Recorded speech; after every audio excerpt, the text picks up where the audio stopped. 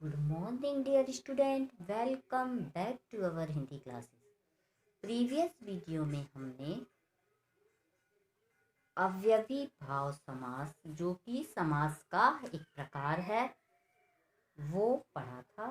अब आज हम इस वीडियो में समास का दूसरा प्रकार पढ़ेंगे, तत्पुरुष समास। तो बच्चों, सबसे पहला हम रिवाइज कर लें कि हमने क्या पढ़ा था। तो हमने अवयवी भाव समास पढ़ा था और अवयवी भाव समास का अर्थ देखा था और उसके कुछ उदाहरण देखे थे। तो अवयवी भाव समास क्या होता है कि वह समास जिसमें कि अवयव का भाव हो उसे अवयवी भाव समास कहते हैं। ठीक है।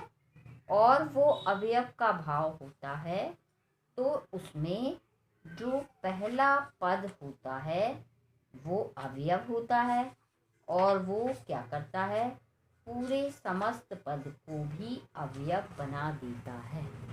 ठीक है। जैसे कि उदाहरण के लिए आमरण, तो इसमें जो आ है तो वो क्या है, अवयव है, और उसने पूरे शब्द को भी क्या बना दिया है, अवयव। उसका यदि हम विग्रह करते हैं तो क्या होगा, मरण पर्यंत। ठीक है। अब हम आज समास का दूसरा प्रकार पढ़ेंगे। ठीक है। तो समास का दूसरा हमारा प्रकार है तत्पुरुष समास। ठीक है। तत्पुरुष समास। अब देखिए, इसमें तत्पुरुष समास में क्या है इसका अर्थ, हम इसमें देखिए क्या पढ़ेंगे। सबसे पहला तत्पुरुष समास का अर्थ पढ़ेंगे और उसके प्रकार पढ़ेंगे और प्रकार के उदाहरण भी देखेंगे। ठीक है। और उसका विग्रह भी देखेंगे। तो सबसे पहला हम उसका अर्थ पढ़ेंगे। तो बच्चों, वह समास, देखिए उसका अर्थ क्या है, वह समास जिसका प्रथम पद प्रधान हो तथा समस्त पद में विभक्तियों और परसर्गों का लोप हो उसे तत्पुरुष समास कहते हैं। ठीक है। क्या होगा, वह समास जिसका उत्तर पद प्रधान हो तथा समस्त पद में विभक्तियों का लोप हो उसे तत्पुरुष समास कहते हैं। ठीक है। अब देखिए, आप सबसे पहला ये जानेंगे कि उत्तर पद क्या है। तो वैसे मैंने प्रीवियस वीडियो में आपको बताया था कि जो समस्त पद होते हैं तो उसका जो दूसरा पद होता है, ठीक है, समस्त पद में जो दूसरा पद होता है, तो जो समस्त पदों की क्रिया होती है उससे जो नया शब्द बनता है, और दो समास में तो क्या है, दो शब्दों के योग से एक नया शब्द बनता है। तो जब दो शब्दों के योग से जो नया शब्द बनता है तो पहला पद जो रहता है वो क्या कहलाता है, पूर्व पद, और सेकंड वाले को कहते हैं उत्तर पद। क्लियर। एक बार मैं और आपको रिवाइज करवा देती हूँ।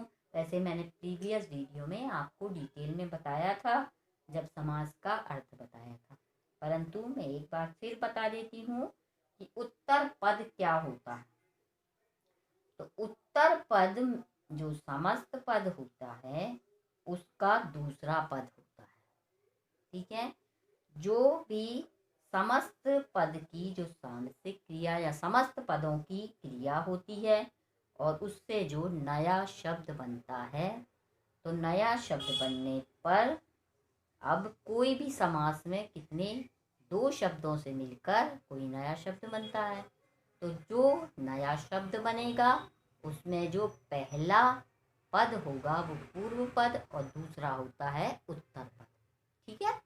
अब देखते हैं तथा समस्त पदों में, अब लिखा है वह समास जिसका यानी उत्तर पद प्रधान हो तथा समस्त पदों में विभक्तियों का लोप हो, है ना।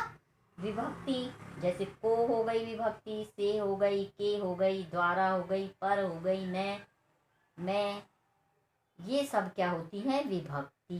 तो इनका लोप होता है, उसे क्या कहते हैं हम, तत्पुरुष समास कहते हैं। ठीक है। अब दूसरे शब्दों में हम कह सकते हैं कि इस समास में जो तत्पुरुष समास है उसमें दूसरा पद प्रधान होता है तथा विभक्ति चिन्ह लुप्त रहती हैं।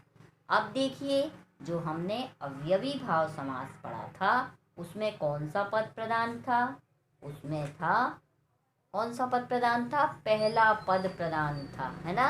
जैसे आ लगाया तो आ एक इसके अवयव के रूप में काम कर रहा था, और जो उसके बाद क्या लगा था, जैसे आमरण, तो जो आ था वो एक अवयव के रूप में काम कर रहा था, पूरे शब्द को उसने अवयव बना दिया था।